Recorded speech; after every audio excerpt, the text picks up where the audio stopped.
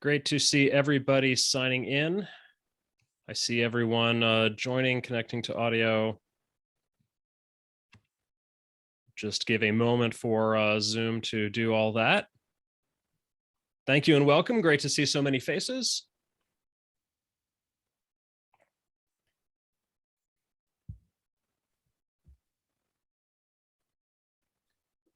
Hello. Hello, I think, let's see, do I still see a few people connecting to audio? Looks to me like everybody is here. Okay, and I'm going to mute everyone for the moment. Okay, great. We're going to dive right in and get started. Welcome, everybody. Thanks so much for being at this Interintellect SuperSalon. My name is Jason Crawford. I write The Roots of Progress, a blog and now a new nonprofit organization about the history of technology and the philosophy of progress. And our special guest today for this SuperSalon is Dr. Erik Brynjolfsson. He's a professor at Stanford. Sorry, he's director, in fact, of the Stanford Digital Economy Lab there, and author of several books, including maybe one of the best known, The Second Machine Age, together with Andy McAfee. So we are here to talk about a number of different topics. I'm going to give you a high-level overview of my plan, which I don't absolutely promise to stick to, but the topics I would love to talk about are first, the potential of digital technologies and especially artificial intelligence and machine learning. Second, the paradox that even with these technologies getting developed and seeming extremely promising, we've actually possibly seen something of a productivity slowdown in recent years. And then Erik's explanation for this paradox in the way that general purpose technologies evolve within an economy and the way we have to transition to taking full advantage of them. And then we will probably close on topics of how all this relates to employment and unemployment. So those are the four main topics for today. What I'd love to do is talk to Erik for maybe 15, 20 minutes about each one, and then open it up to some questions from the audience for about 10, 15 minutes on each one, so that rather than doing like one huge audience question period at the end, we'll open it up a few times, and then we'll go back to we'll move on to another topic. So if you've got questions in general, try to mostly keep them relevant to sort of the topic at hand, and then maybe we'll even have a few minutes at the very end for just kind of like general, open it up questions. All right, so we'll dive right in. Erik, you can unmute yourself, and thank you so much for joining us today. Thanks a lot, Jason. I appreciate being here, and thank you, Anna, as well. I'm looking forward to our conversation. Thanks. So let me just start off with one thing. So I mentioned, you've done some work with Andy McAfee. The two of you together have, or individually, have sometimes been referred to as the techno optimists. Do you consider yourself a techno optimist or an optimist in any form? How would you think about that? Well, I do consider myself a form of an optimist, and so the word I used to like to use is mindful optimist. I kind of distinguish between different kinds of optimism. One is the kind of unconditional blind optimism. Hey, look, things always work out. Just chill, don't worry about it. And a lot of my friends here in Silicon Valley, especially, but around the world, they have a lot of that optimism, and maybe there's some cause for it. Conversely, there's a lot of sort of blind pessimists that are always doom and gloom. We all run into those people as well. The distinction I would make as a mindful optimist is that we could have just an amazing world. I think the next decade could be the best decade ever for humanity, but it's not guaranteed. It depends a lot on the choices we make. We have some incredibly powerful tools. I'm sure we'll talk about those a little bit, more powerful than ever before in human history. And that means we have more power to shape the world more. It's almost by definition, we can change the course of history more than ever before. And it can go in a lot of different ways. It's possible the next 10 years could be terrible if we make some of the wrong choices. So I'm mindful optimist in the sense that I'm hoping and I want to guide us towards making the right choices. And if we do, things could turn out very well. But the last thing I would want is for people to be complacent and just kick back and not take the right actions. Yeah, absolutely. That makes so much sense. And, I see a number of different people all getting at the same kind of distinction. Paul Romer says something similar about, I think he calls it contingent versus, maybe he used the word complacent. I've talked about descriptive versus prescriptive optimism, but everybody emphasizing, yeah, similar distinctions. So great. Yeah, So exactly. It gets to this. I mean, probably the most common question I get is, what's technology going to do to us? What's going to happen to us? And that mindset, that frame is exactly backwards. And the framings that you used and Paul Romer and that I'm trying to use all put the agency on humans as opposed to on the passivity of letting the technology make choices. yeah, I think that's a real agency is a super important concept to focus on. Okay, great. Let's talk some about artificial intelligence. So probably this room is full of techno optimists or people generally in that ballpark. But I would love to I'd love to go into some real detail about what you see as the opportunities in AI. You've spent some time you've been looking at this for many years. You've gone in depth. You've visited companies that were working on it. 10 years ago, you were taking drives in self-driving cars. So what are some of the more non-obvious or like underrated opportunities or potential of AI? Yeah, and you're right. I've been paying attention to AI for a long time. I taught actually a course on AI in the 1980s, right out of college. And so I've been paying a lot of attention to it for a long time. About a decade ago, when Andy and I rode in the self-driving car and we saw the power of machine learning, especially these supervised learning systems, we were just blown away. And I made an effort to really focus a lot more on that in my career. One of the reasons I came out to Stanford recently, just the past few months, really, but going back a year or two, the thing that's I think been blowing me and a lot of other people away has been these large language models. At Stanford, we're calling them the foundation models because they're used for so much more than just language. Things like GPT-3, DALL-E for images, Palm is Google's version of it. They ingest huge amounts of data and they become a foundation for other kinds of learning on top of it. And they can do remarkable language generation, write short stories or poems, code. Some of them can do simple arithmetic, and of course, drawings and other things. And as I talk to people who are smarter than me in the field of technology who have been spending a lot of time in AI, they say it's the first time they've really been genuinely surprised at the power of what the technology can do, and it's doing something that's almost spooky in its capabilities. Yeah. You said these are large language models are good for, by the way, is that a technical term, a large language model? What does that mean exactly? Well, I think actually the preferred term is foundation model because they started with language, but they're much broader. And I can explain a little bit about how they work. In a way, it's kind of simple, but it's remarkably powerful. And I don't know, just maybe we could have a show of hands. How many people have ever played with GPT-3 or are familiar with it? I don't know how much I should go into it. So we got a few of you there. A little bit, but I'd love to understand more about how it works. So basically, these are models that they started with being able to generate text, and they took, as many of you may know, most machine learning systems are supervised learning systems, the ones that are very widely used. And you need training data, and we basically have a bunch of inputs X that are matched to a set of outputs Y. And then if you have enough data, the system figures out what the relationships are with these large neural nets.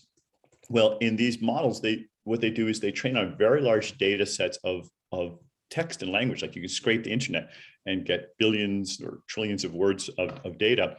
And it simply takes the text and it takes the first set of words and it says, can we predict what the next word is going to be in the sentence? So there's lots and lots of training data, there's so much of that. And they use statistical approaches to try to predict what that word is. It seems like a very simple concept, but if you make the models large enough, GPT-3 hundreds of billions of parameters, or I think Palm, don't quote me on this, but I think it's about 540 billion parameters. It starts understanding not just simple correlations, like, this word is correlated with that word, but much broader abstractions and concepts, essentially. And once they get that large, it starts understanding and instantiating, being able to instantiate new kinds of concepts that we didn't even realize that existed or was able to do. So, for instance, one thing I did, it was actually over a year ago now, I was giving a a talk at the National Bureau of Economic Research.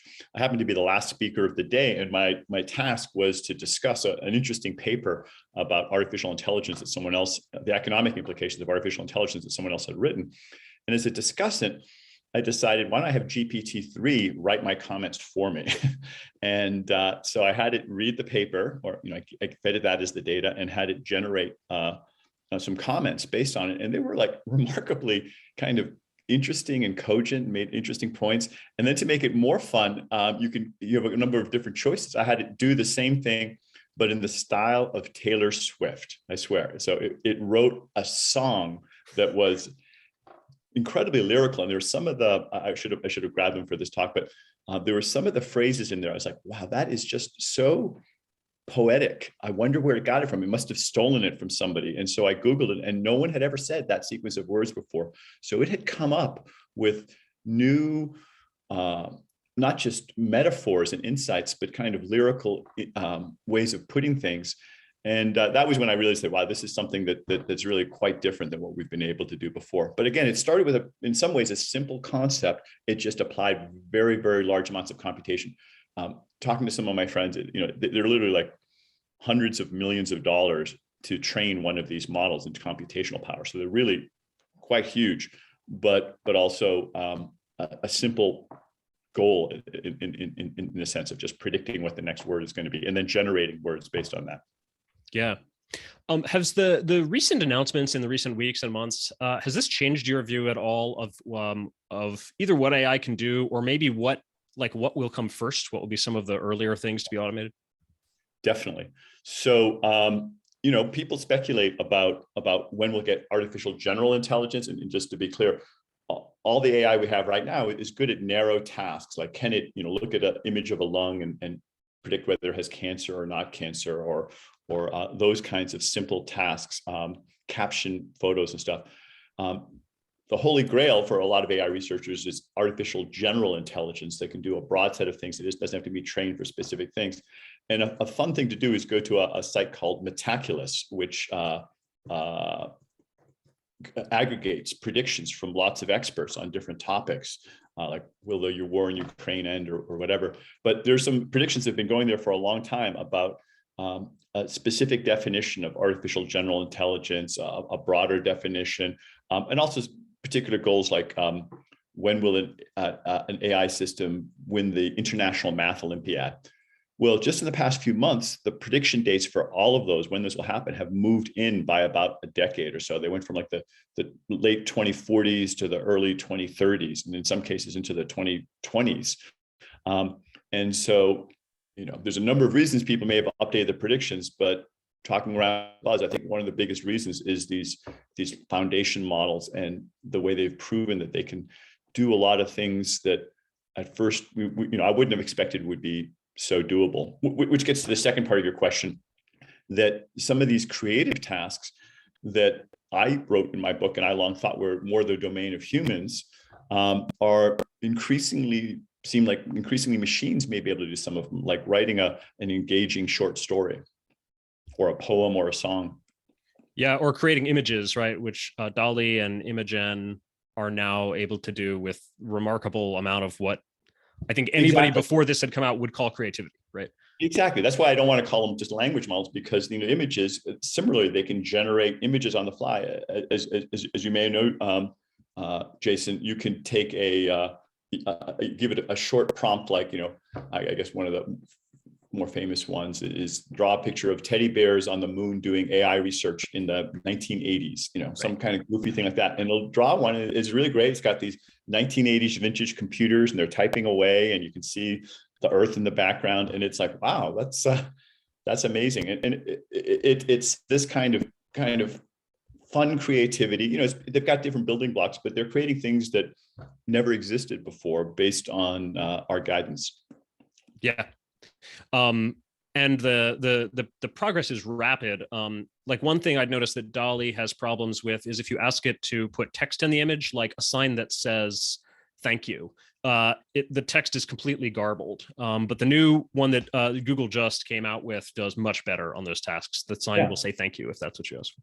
Yeah, exactly. Because it's sort of like it's a Gestalt sort of thing. It doesn't really the language models don't really understand language, and they don't necessarily understand what these images are, but they kind of instantiate that. They know that you can combine different concepts in a way, but they can't write really. And then, but then the more sophisticated model ones, like the one with Google, it's doing higher and higher level abstractions where it's starting.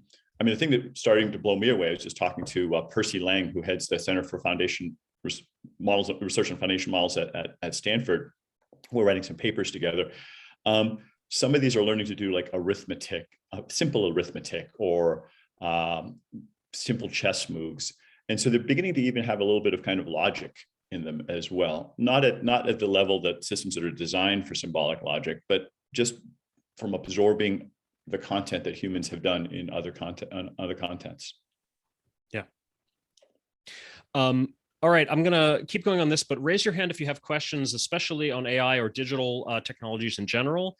And I'll start calling on people maybe in 5 minutes. And if you're not sure whether your question's on topic, dump it in the chat, and I'll try to keep an eye on questions there and call out ones that I think are relevant.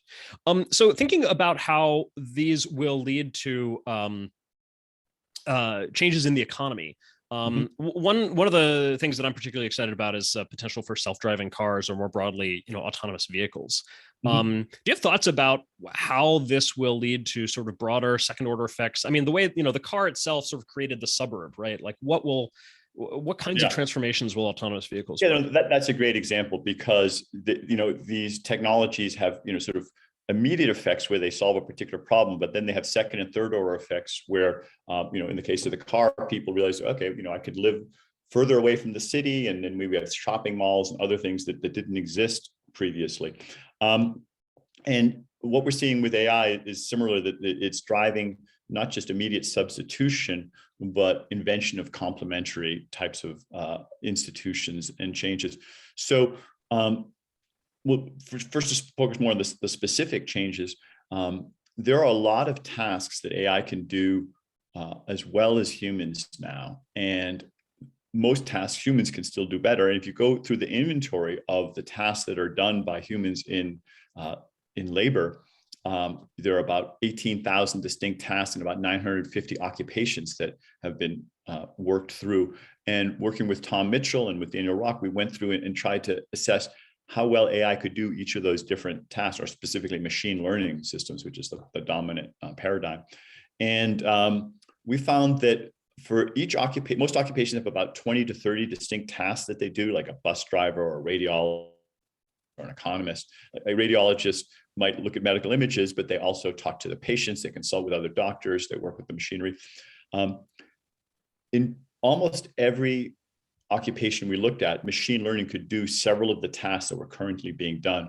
But in none of the occupations did machine learning just run the table and do everything that was done. Even people talk about radiologists losing their jobs, and machine learning can now read medical images in many cases, most cases, I would say, better than the radiologist if they want to recognize certain pathologies.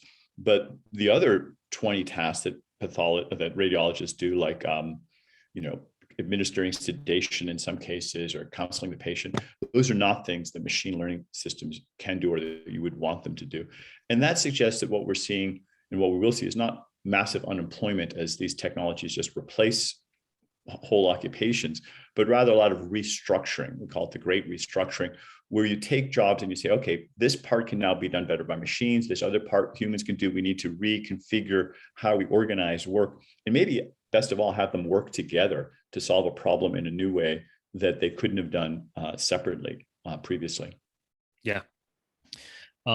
Yeah, and this theme, by the way, of humans and computers sort of being most productive when they work together goes way back into the history of computing. I don't know if you've ever read a classic paper by Licklider on man-computer symbiosis. Of course, no, that's a should be a mandatory reading. It's a big motivation for a lot of people. I don't think it got, although it was fairly famous, I don't think it got as much attention as it should have. And I don't know how many people here have heard about it, read it, but probably almost everyone has heard of the Turing test, and the Turing test as a test of artificial intelligence, or the imitation game as it was called. And that's become much more of the paradigm, which is, can we make a machine that mimics a human and that does exactly what a human is doing. And I think that's been a bit of a destructive paradigm, because it's led people to focus too much on replacing humans and not as much on augmenting them or having humans and machines work together. I know you want to talk about the future of work, and we can go into that more later, or we can go into now if you'd like, but however you want to handle that. Yeah, sure. Let's save some of that stuff for more towards the end. Okay, great. So let's see. Let's take some questions from folks. I'll start calling on people who have hands up. Just a reminder to, be brief, be concise, and stay on topic. I'll be ruthless in muting people if you go on too long. So ask a question and that Erik can respond to. And be ready to unmute when I call on you. Adam, you've got a hand up. Adam Reed, go ahead. Okay, my experience with at least one instance of what you're talking about, which is the DeepL software for translation between languages, can do an excellent job, including generating neologisms as needed to do good translation into Slavic languages. But it gives you a choice. It generates several plausible neologisms when it needs them, and then uses an integrated menu. So when you hover over a word, you get to make a choice. However, to use it effectively, you have to understand how it works. And this is something where people whose K-12 education was in the US pragmatist system are at a big disadvantage. You have to understand the interface between you and the software for it to work optimally. So do you think we're now globally at a disadvantage with the former Japanese and Soviet empires, which use a conceptual K-12 curriculum? No, not necessarily. I'm amazed at actually how rapidly these user interfaces have evolved.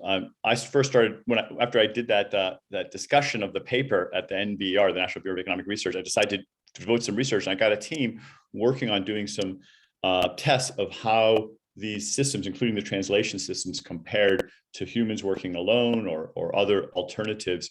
I thought I had a bit of time before I needed to publish the paper, but pretty quickly some commercial products have started coming out, like the ones you referred to and others. There's ones for helping with writing ad copy. There's ones for writing social media posts. There's ones for helping you write stories. And there's a bunch of competitors now even doing different ones. The user interfaces are still kind of clumsy. And as you say, you have to kind of understand to some extent what's going on underneath. But I'd sort of take the glass as half full kind of mindset to that this is really just, less than a year since these systems were beginning to be widely available. And so I think it's early days. I think that we're going to continue to, different companies are going to explore different ways that customers find the most useful. And I can't predict in advance whether or not the ones that follow a more of a Japanese paradigm or US paradigm or some other paradigm are going to be the ones that ultimately are more successful. But I don't think we're anywhere near the final asymptote of where these systems will be. They're still very rapidly evolving. Yeah, the classic thing you see in sci-fi is the Babblefish, right? You just stick it in your ear, and then all of a sudden you can understand and speak the language, right? Yeah, I think we've had like Google Translate doing that at a very simple level, some word for word, or sometimes they have phrases that do. And what's different with these foundation models is that they have a more conceptual understanding of what's going on. And so, when I traveled to Japan, by incident, I was there dozens of times, and I often would have an interpreter or pair of interpreters with me. And when I first got there, I said, why are they called interpreters instead of translators? And it's because to really understand what's going on, it's not enough to have a word for translation. You have to understand some of the nuances. There are often idioms or metaphors or cultural aspects to the conversation that would be lost if you only had a literal translation. And that's the kind of deeper relationship with the language that takes more abstraction to understand. Thinking a bit about how developments in AI may interact with law and regulation. So, for example, if we hit the point where an AI doctor can do a better job of prescription than maybe a human doctor, I still don't think we're, the law today probably wouldn't allow a piece of software to make a prescription, right, without some human review and sign off. Similarly, right. I don't know if an AI lawyer could give you a contract that's going to be, honored. I mean, I'm just sort of speculating here. Are we going to need to see, for sort of productivity improvements, right? Is our kind of regulations and licensing and things like this going to need to adapt? Thoughts on that? Oh, for sure. I mean, there are people making inroads to that. My friend Josh Browder has a company called Do Not Pay that some of you may not be familiar with, which is sort of an AI lawyer. It's sort of it does simple tasks that, like if it started with fighting parking tickets for you, but it can do a lot of other things right now. But they are, of course, running into regulatory barriers. And there have to be a lot of disclaimers about how and where you can use that kind of advice. I won't call it legal advice because maybe it's not technically legal advice. And similarly with medical advice, I think it's certainly the regulation is a little behind the technology, but I don't think that's all a bad thing in that for most of these systems, they still can break in unexpected ways and give recommendations that statistically might make sense, but in particular instances might fail. And you mentioned self-driving cars before, I think one of the things that's made self-driving cars so hard is dealing with all those, the long tail of exceptional, unusual cases. You can deal with the regular stop sign, but what if the corner of the stop sign is dented or somebody maliciously puts a sticker on the stop sign, then the system may not recognize it correctly. And those are the kinds of reasons why you probably do want to have a human in the loop, especially when you're making, say, medical decisions or really important legal decisions or important management or other decisions. And in general, I find that keeping the human in the loop leads to not just better decisions, but also better work satisfaction. I think that you'll have less resistance to the adopting of the systems if you position them as a tool, an aid, something that helps the radiologist do a better job, something that helps the lawyer do a better job rather than something that's coming in to try to replace them. Yeah. Thinking about self-driving cars, do you have any thoughts on, well, let me just say, it's remarkable to me that self-driving cars have been introduced relatively smoothly into the conversation. They don't seem to be, people are sometimes, it's the kind of technology you might expect a lot of people to be worried about. And, but I haven't heard of, people protesting outside of the Waymo offices or anything like that. People seem to be taking it in stride, which seems healthy to me. But do you have any thoughts on why that is, or why this might be getting a better reception than some other, versus vaccines or GMOs or, other technologies that people get very worried about? Yeah, that's an interesting contrast there. To be frank, I've been a little disappointed in how long it's taking self-driving cars to roll out. It was one of the technologies I think I was a little over optimistic about in 2014, and actually it was 2011 that I first rode around in the Google car from Mountain View up to 2011 up to San Francisco and back. It was just on the highway, and I was like, wow, this is, we're almost there.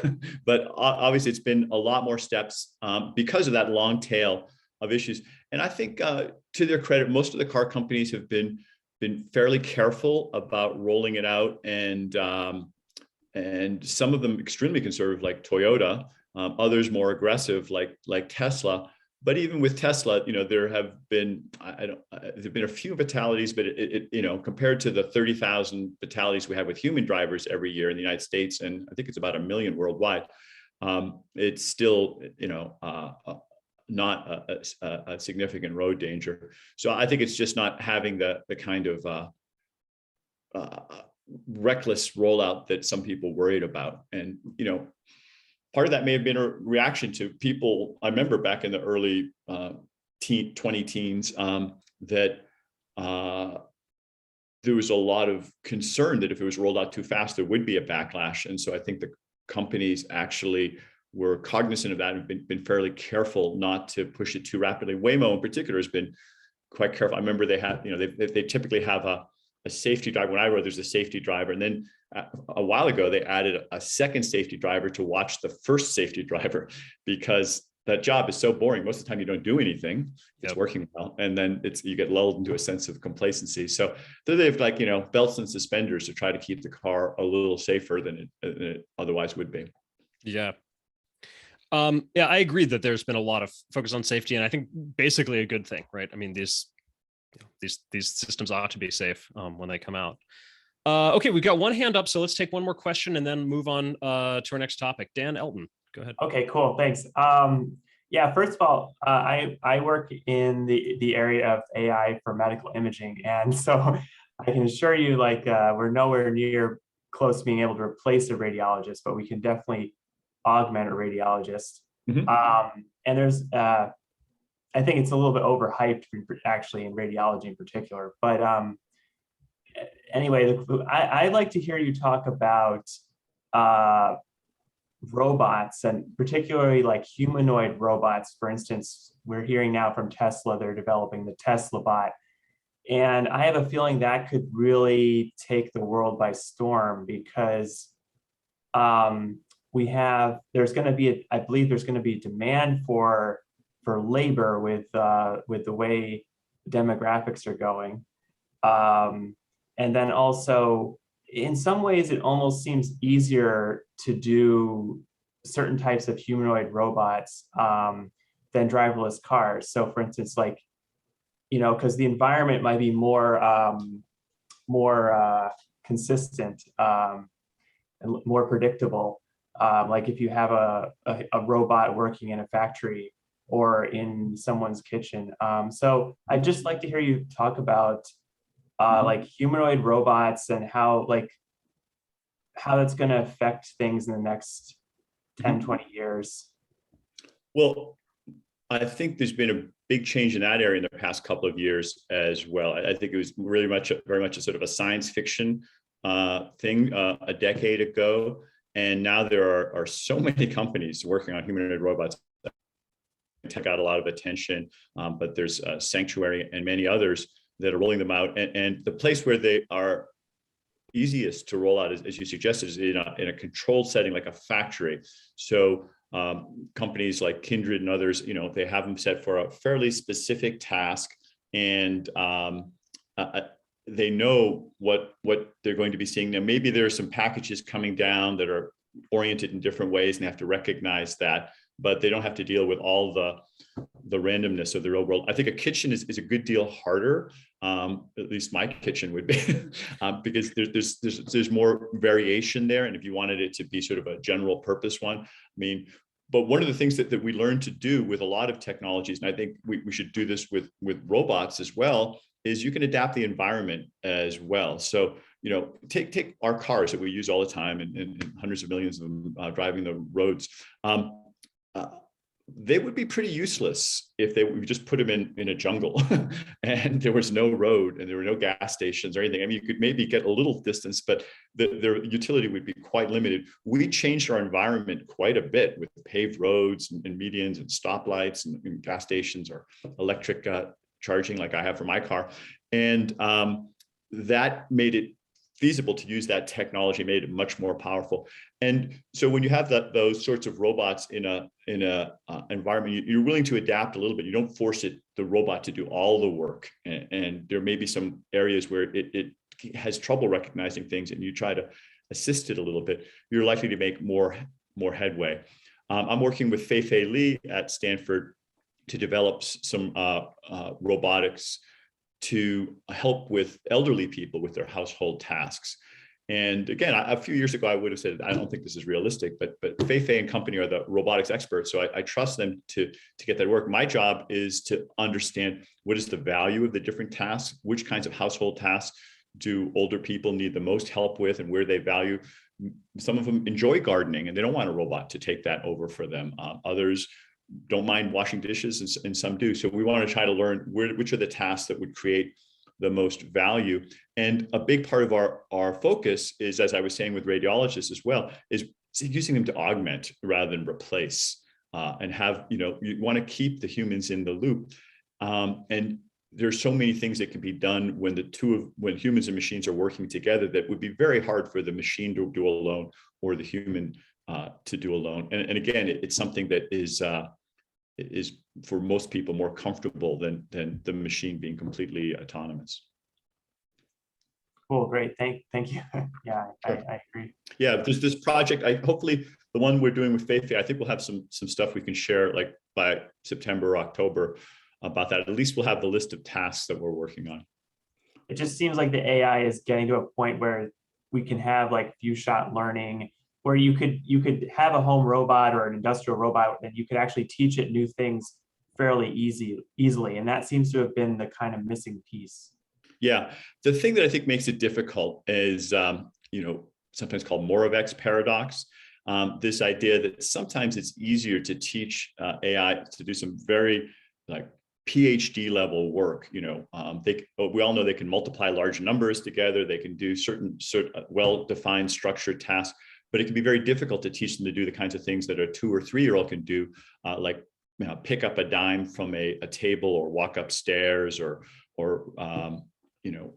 navigate a messy kitchen. And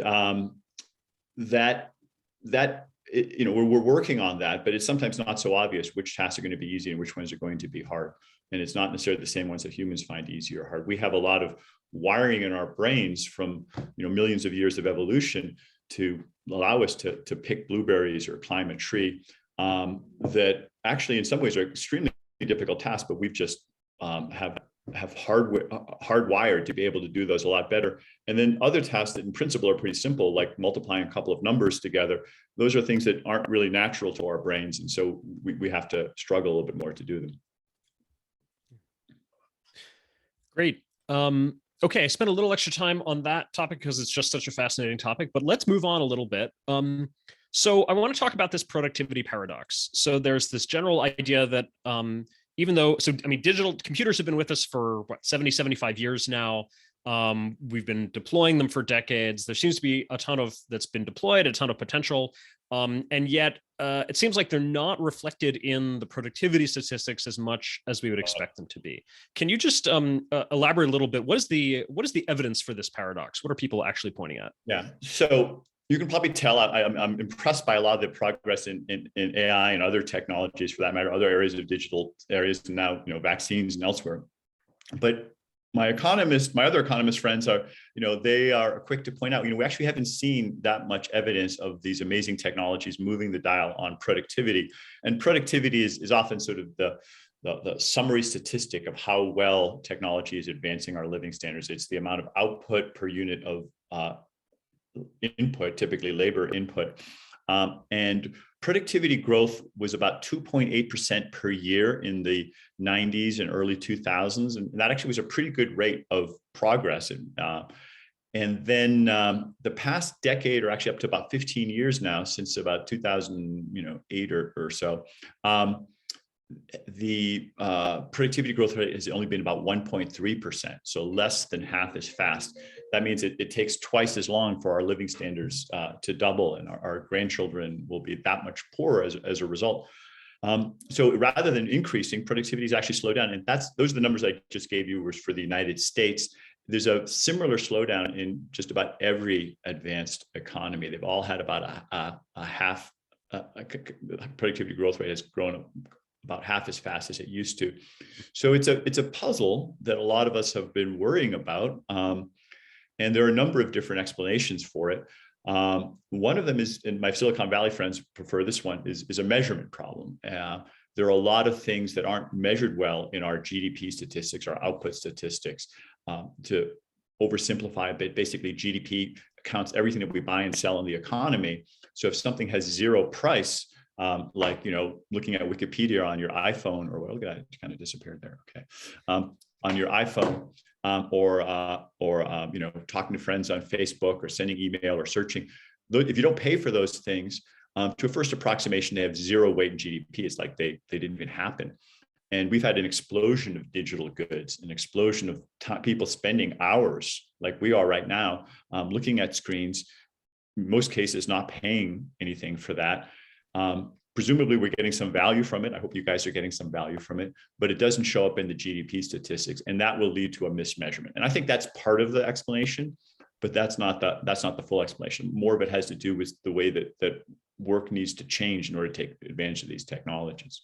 Yeah. So you wrote a paper on this where you went through a bunch of the explanations. I'd love to go through a few of the ones that you are less impressed with as explanations, and then go to the one that you think is the more convincing.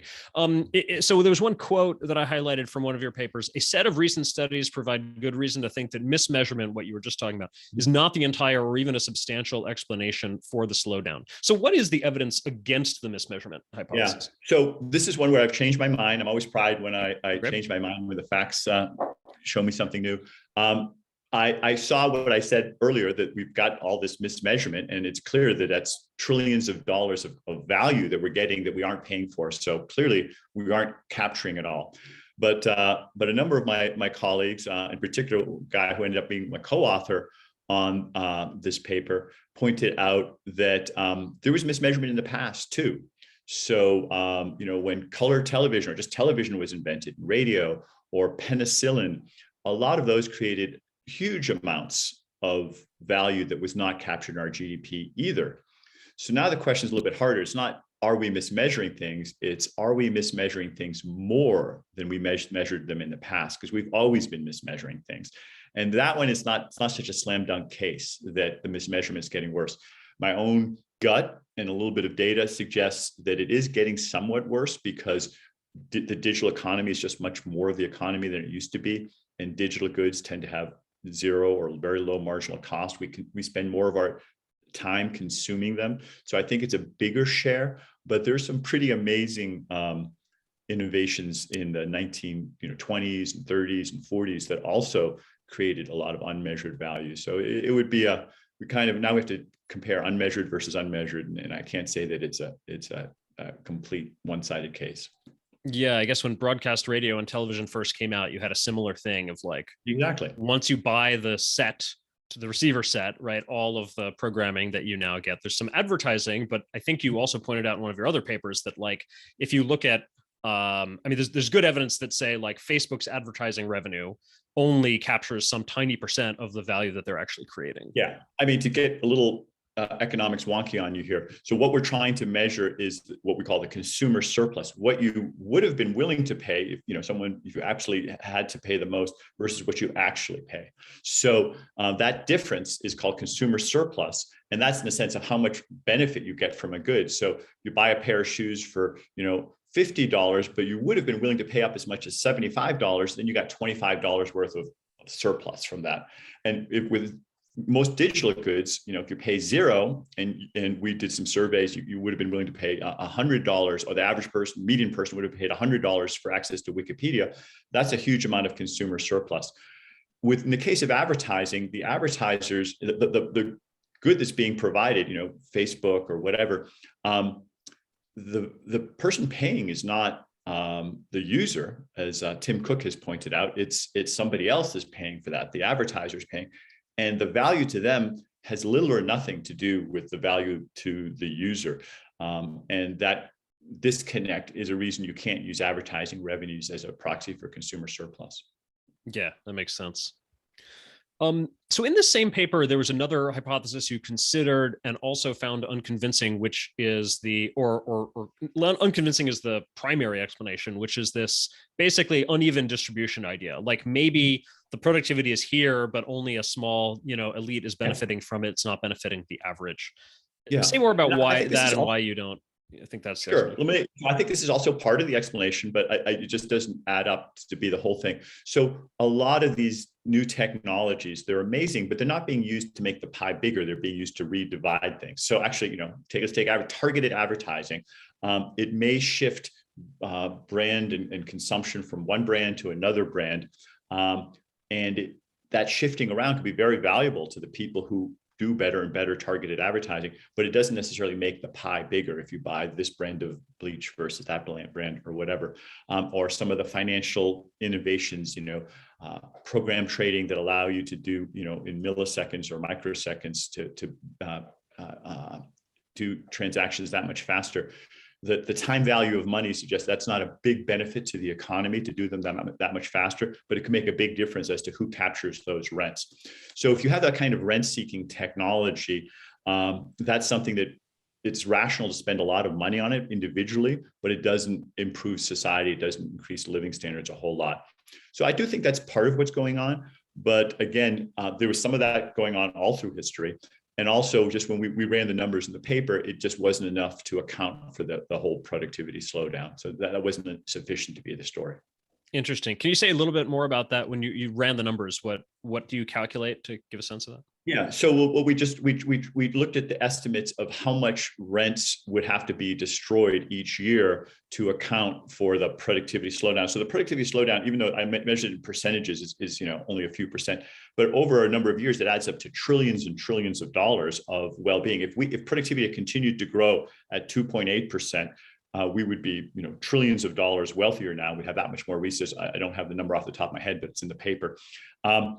And that amount of rent seeking and destruction, there's no way that plausibly was being destroyed in those different examples that I gave you.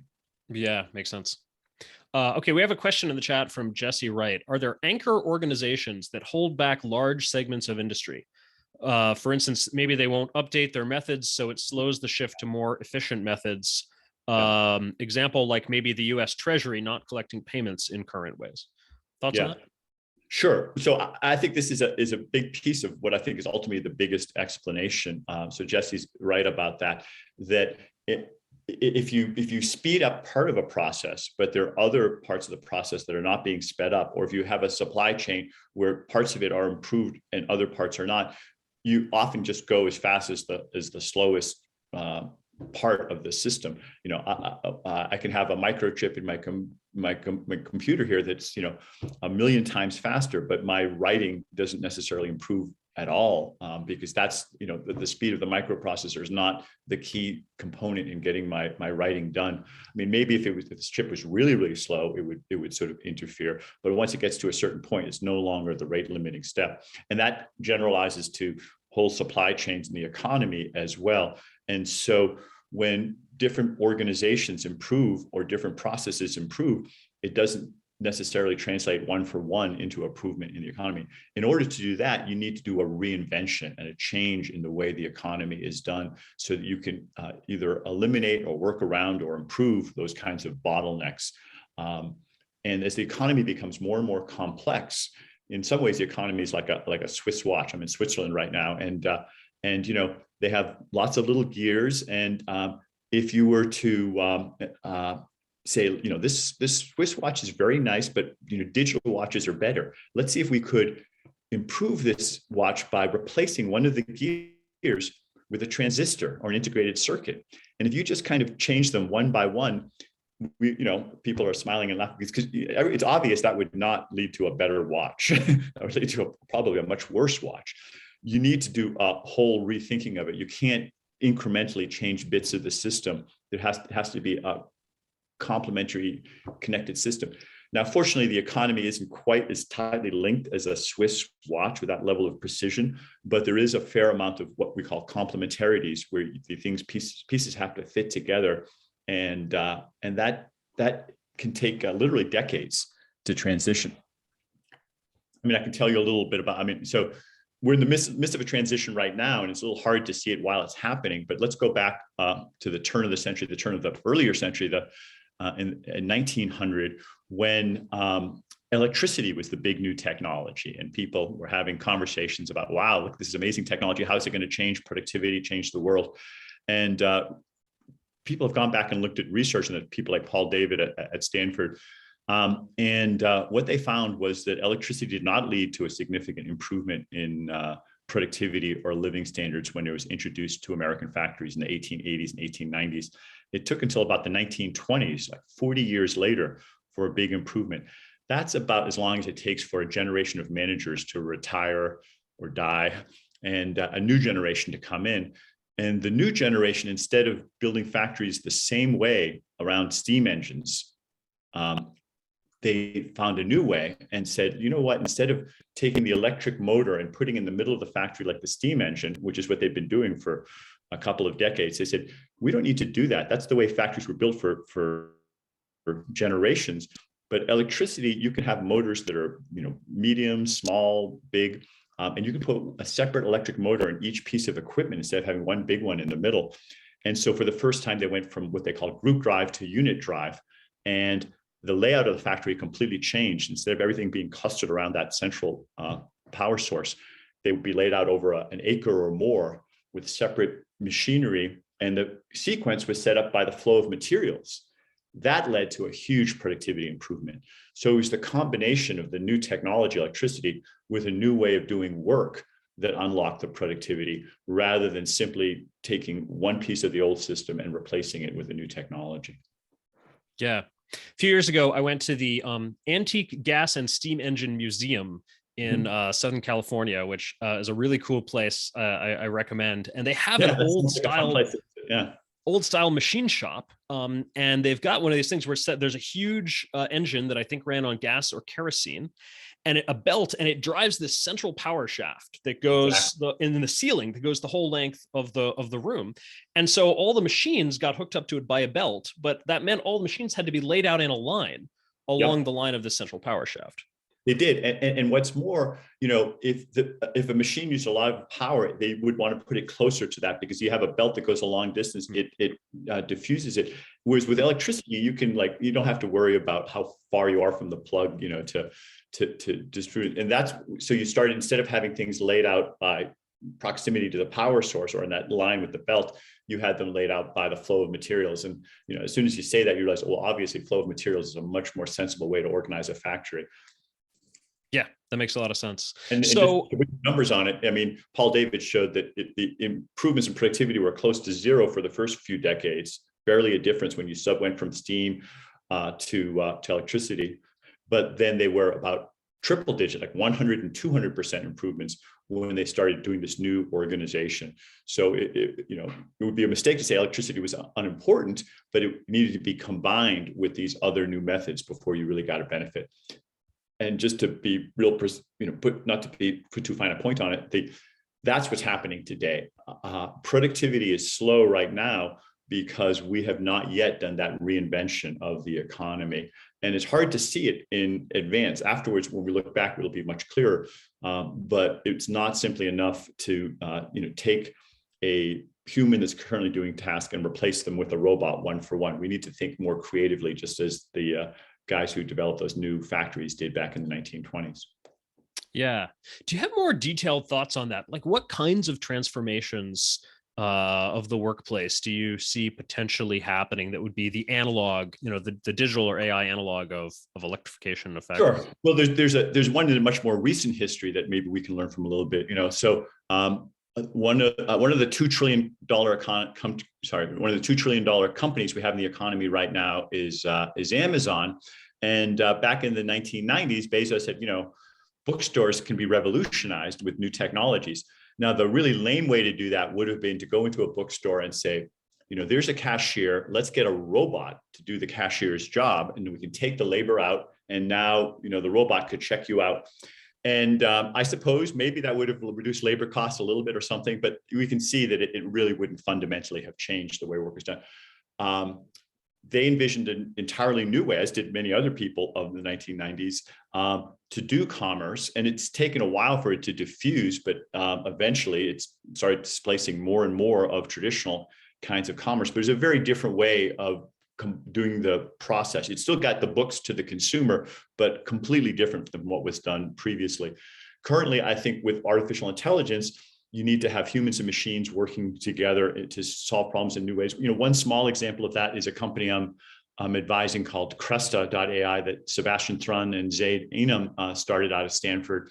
And it helps people in call centers solve customer questions. So help them configure their software or sometimes cases doing sales.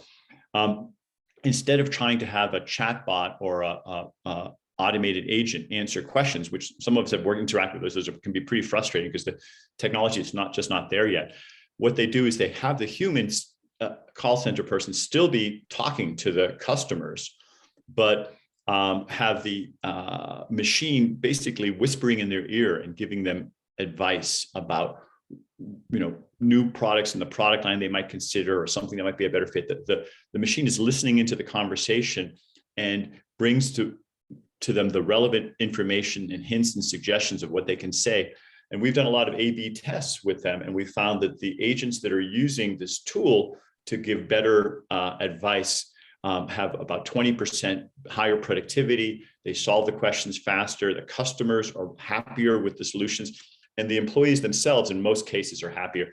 There's a little bit of a distribution. Some employees aren't as comfortable with it. The majority prefer it, but there's different styles of working. And on average, the employee satisfaction also goes up. Yeah, interesting. Yeah, it's funny what you say about Amazon, because of course today they actually are doing the cashierless store thing, with Amazon Go. Where are they? Exactly. Obviously, it was much later. But it's interesting because it turned out, I mean, they are doing it. It's still a little, in beta, but it turned out that that's a lot harder than the Amazon web approach. It required some more innovations technology. So in some ways, doing the one-for-one substitution is not only less valuable in many cases, but it also is more difficult to achieve.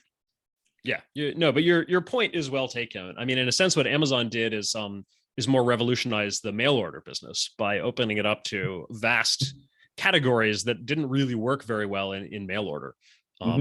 Starting with books, where the main problem is that you can't print a catalog of all of the interesting titles, right? Yeah, millions of books, exactly. So yeah, it's kind of it's a mashup of different things that they bring from different areas and create something new. Yeah. So then you have, so based on this insight that these kind of, you need to more than just introduce the technology, you really need to transform the way you do work. You have this theory of the Jcurve, where there are, essentially there are these investments being made in intangibles that are unmeasured by our traditional statistics, right? That lead to sort of the systematic kind of up and down mismeasurements. Yeah. Exactly. So the Jcurve is kind of a fancier mathematizing what we already just talked about, but to walk you through, the reason we call it a Jcurve is what we see is when we do the analysis, that when you first start changing your organizations, you start reskilling your workers, you redesign your business processes, that takes work and effort, managerial effort, it takes employee effort. And during that period, you're consuming more resources, but you're not creating more output. So productivity goes down at first. And then as you start harvesting all of that effort, then productivity takes off. So that looks like a J, at least it looks like a J to me. So we call it the Jcurve. And if you want to be a little more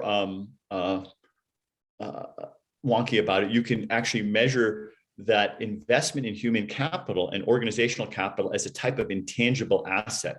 And so another way of thinking about it is not that productivity is going down, but that if you were to truly measure the intangible assets that you were creating during that time, the human capital and the organizational capital, you were actually creating value the whole time. Just some of it wasn't that traditional kind of output. It was, instead of building factories with bricks and mortar, you were building intangible assets.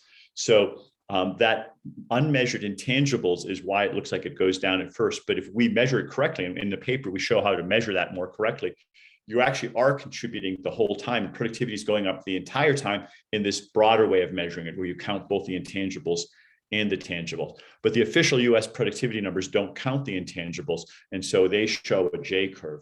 And ultimately what we found is that the US economy has trillions of dollars more of intangibles now than it used to. We have created these vast organizational assets and human capital assets. I mean, just the numbers are really staggering. If you look at the value of human capital, that is the value of our skills and our experience and our know-how, in the United States, it's worth about $200 trillion. That's with a T.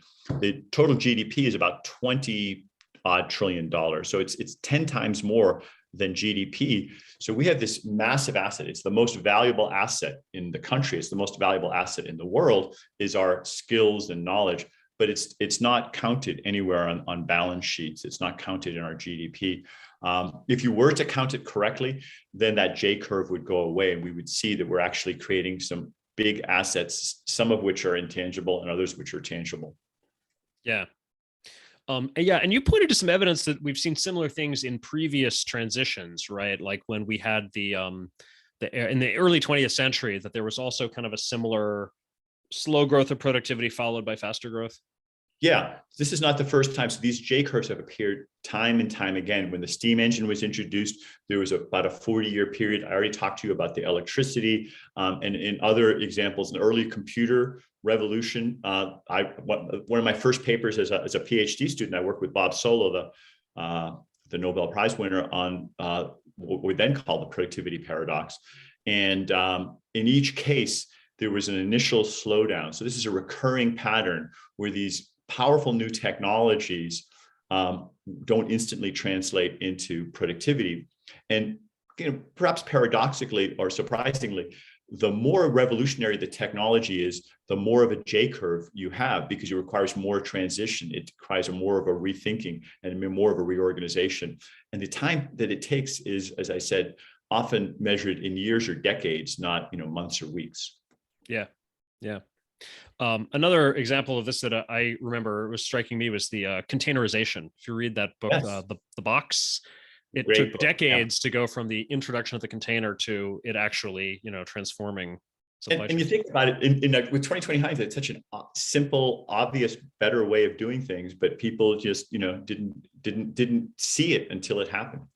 Yeah, and there's so much that has to change. I mean, suppliers and manufacturers needed to change the way they placed orders. Exactly. Right. Just thinking about the whole supply chain all up and down had to change the way they think about doing business. Yeah, it's a good example of Jesse's point from earlier that if you were to have the railroads change it, but the docks didn't change to containerization, or the trucks didn't, it wouldn't be very valuable unless all those different components, those different parts of the supply chain coordinated in some fashion, and that so the individual incentive to do it was very low unless you knew the other people were also going to do it. So that's a lot of my writing focus on this idea of complementarities, and my watch example was meant to highlight that, because I think it's easy for us to understand these physical complementarities like gears that fit together. It's harder for us to visualize the intangible complementarities or the organizational complementarities that are often just as important in business processes and structures. They aren't necessarily physical, but they do require that things fit together. Yeah. Sometimes there are regulatory changes too. So with the containerization, they need to actually change the rate structure. They used to charge different, rates for different types of commodities, right? Now everything's just a weight and a buy. Size and weight are really all, volume and weight are all that matters. Yeah. But I think some of the regulations of the Commerce Commission, ICC or something, made it difficult to update those business structures. Yeah, and the same thing is true now. So government regulations, even in some cases, skills, culture, norms, all these things need to be updated. Now, okay, so you said there are ways to try to get at or more accurately measure these intangible investments. As I understand from reading your what I think is your main paper on the J-curve, the main way you did this was by looking at the stock market, basically, and looking at market caps of these companies. Well, I'm impressed you read that. Yeah, exactly. So the basic idea is that when you buy a company, what are you buying? You're buying all the assets of the company. And some of those are tangible assets, like the machinery in the factory, the buildings. Sometimes you can point to things like patents and other things that you're buying. But in most cases, companies' market values are worth more than just adding up those physical assets. And that extra amount, sometimes called Tobin's Q, is an estimate of the intangibles. And some of those intangibles are correlated with specific investments. So we found that when companies invest in computers or AI, that there's a increment to the intangibles that company has. And so basically you start seeing that there's a relationship between computer hardware, which we can measure, and computer intangible software and intangible processes that are not measured directly, but they systematically show up in the value of companies when they're bought and sold. Now, I want to be clear. I don't think the stock market is a perfect estimate of the value of a company. And we've seen just the past few weeks, the values can change by 20 or 30% in a matter of weeks or months. They're a noisy estimate, but I think it's likely to be overestimate or underestimate at any given time. And so they're kind of give you a rough estimate of the value of that collection of assets. And from that, with a little bit of econometrics, you can back out how important different kinds of intangibles are. And from doing that, what we've seen is that the intangibles associated with software and hardware and AI and other digital technologies has grown enormously. It was almost insignificant in the early 1980s, and it grew a lot in the 90s. You could see it fall a little bit in the early 2000s, and again with the Great Recession. But it's been growing quite a bit, and our methodology allows us also to separate how much of that is due to a change in the price of it versus change in the quantity of it. And both those have been going up a bit, but mostly the increase has been in the quantity side of intangibles. And now intangibles are just a much bigger share of the economy than they've ever been before, especially IT-related intangibles. Interesting. So in this methodology, are you basically looking at like the market cap of a company versus its revenue? And if the market cap goes up ahead of revenue increases, then that's essentially considered to be intangibles? That's not the main technique. So the main technique is that we do a regression where we look at the market cap of a company, all the debt, the value of the debt and equity, basically what it would take to buy the company in entirety versus all the pieces we can measure. So you can measure, like I said, the property, plant, and equipment, cash and receivables, different kinds of IP, and you can measure the computer hardware. And then you see how much market value is associated with each of those different components. And so over time and across different companies, you can predict what the market cap of a company is going to be as a function of all the assets that it owns. Noisily, it's not a perfect estimate, but you can, if you give me all those components, I can predict what the market cap of the company will be approximately. And that gives you a sense of those intangibles. Now, in turn, what we found is those intangibles will predict future revenues. So my finance colleagues will tell me that the market value of a company is supposed to reflect the discounted net present value of all future cash flows. Again, imperfectly, and often it gets it wrong, sometimes in one direction, sometimes the other direction. But if you know of a better estimate, you should make a lot of money in the stock market. What we found was that if you just estimated future cash flows by the tangible components, that was a much worse estimate than if you also included our intangibles. So we have a much better estimate of the total assets of a company, and they in turn predict current and future cash flows. Yeah.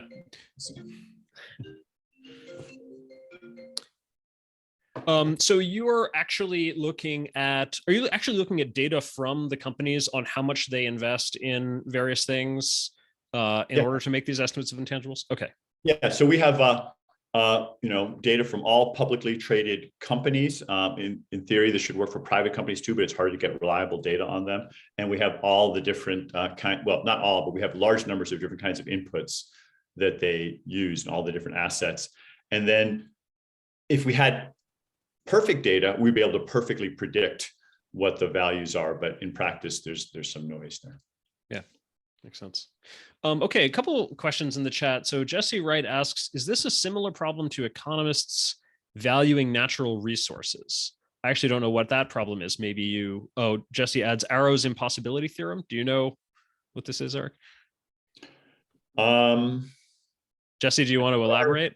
I'm having a hard time connecting Arrow's impossibility theorem to valuing natural resources. So maybe he can. Jesse, are you there? Do you want to unmute and elaborate? Yeah, sorry. It's just when, in the 90s and, I think previous Bush administration, when they're trying to bring all value for natural resources to the economy, they went through and they came up with competing models on how to value human life and different aspects of resources as swampland, wetlands, things of that nature. And so I think the EPA put like, if someone dies, it's worth like $1 million or something, and it caused huge political blowback. But basically when they were trying to put a value on everything and rationalize every decision, like the economists focusing on the environment referenced the arrows and possibility theorem of saying that they wouldn't be able to figure out all of that. And it was too much to the decision of individuals. So that like, in this sense, it all couldn't be good, but like they kind of gave up and moved on. Okay, yeah, it's a complicated priceless. question. Yeah, let me try to connect some of that. I see where you're going with that. So you're right that there's a lot of economists that put a statistical value on human life, and you can see that we humans, when we make decisions, we're willing to take some risks in exchange for some compensation, and you can back that out. People are willing to pay a certain amount for different kinds of insurance or to have different kinds of safety, and the numbers range in the millions, the low millions for the value of human life in different contexts. They're different, and valuing costs of pollution and other things, it would put on a common basis, whether you wanted to have a nuclear power plant versus a coal plant, for instance. So coal kills about, I think, 400,000 people worldwide each year. I think it's tens of thousands in the United States from particulate pollution. Nuclear has a risk of killing some people if there's a meltdown, like at Fukushima or something like that. I think a couple of people died there. So you have to weigh, what would it cost to protect a person? And right now we put very different values on that. The regulatory implicitly values a human life at billions of dollars of additional regulatory cost for the nuclear system versus less than $1 million for a coal plant. And so you end up having an imbalance there. And most economists would say, whatever number you pick, it should be the same across all these different choices, so that you choose the one that saves the most lives for the least amount of money. There are people who say, well, we just can't come up with a number like that.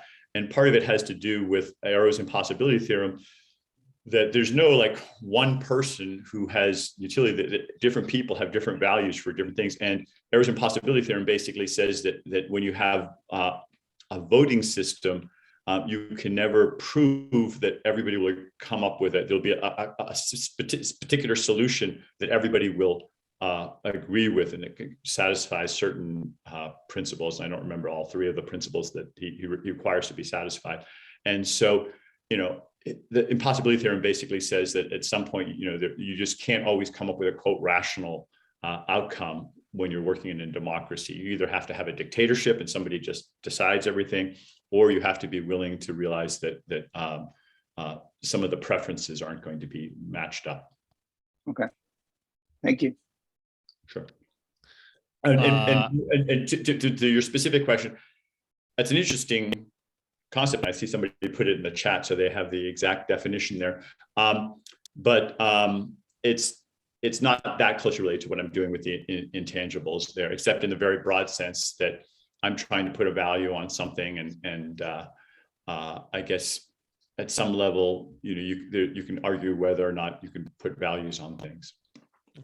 Oh, I'm sorry. Yeah, I am not even qualified to ask you questions on this stuff. I just meant that it changes how things go, because we don't have such ultimate applications as someone dying because you're putting a power plant in there. So with CEOs and the power structures that are available to them, will those models become more powerful because they can have that power to execute? Well, that's a really important question, and it had, and maybe we'll talk more about that later, but about the way that these different technologies shift around the power in the economy. So I'm just using market signals to estimate, what the value is, in the sense that when you want to get at the GDP and the growth of the economy, it's all based on the market. But there's a important, philosophical or values-based question about whether we want to value outcomes based on those economic metrics. And I think the answer is at best we should use them with caution, but in many cases, GDP and those related numbers give a misleading estimate of the economy. And then in many cases, it undervalues certain populations and certain groups. And depending on how you shift around the GDP, you could have a higher GDP, but worse overall welfare. For instance, if you had all the GDP concentrated in one person, to take an extreme case, that would almost inevitably lead to significantly worse welfare, even if GDP was just as high or higher. Thank you. Sure. Question from Adam Reed in the chat. Is human capital the investment counterpart of intangible production? What's the relation between those? Yeah, so I use intangibles as the broad category, and just to separate tangibles from intangibles. Tangibles are things you can touch and measure, and so most investments that we count on balance sheets of companies like property, plant, and equipment are tangible investments. Increasingly, accountants and economists are focusing on the importance of intangible investments. There are many, that's a broad category, and within it, there are subcategories. I would put human capital as one example of an intangible. Human capital is basically the value of our skills. Like, how much could you earn? How much could you produce in an economy with no skills, as an unskilled laborer? And, you just said, okay, I can dig ditches or do other types of tasks. Or if you've got lots of skills and training, maybe you could, be a machine learning engineer, and people would be willing to pay you a lot.